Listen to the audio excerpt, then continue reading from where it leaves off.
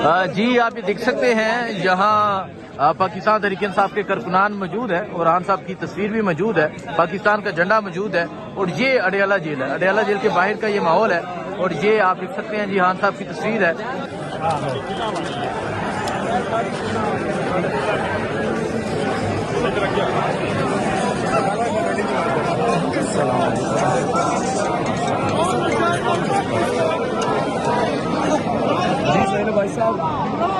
तो ये आप देख सकते हैं जी तहरीक इंसाफ के जो वर्कर्स हैं वो यहाँ पर मौजूद हैं।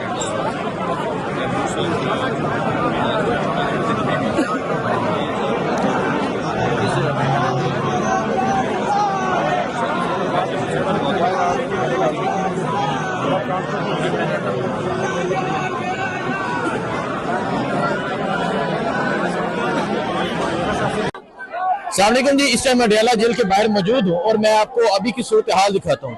आप देख सकते हैं इस तरफ पंजाब पुलिस मौजूद है, मुकम्मल रास्ता ब्लॉक किया गया है, और यहाँ खवातीन की एक बड़ी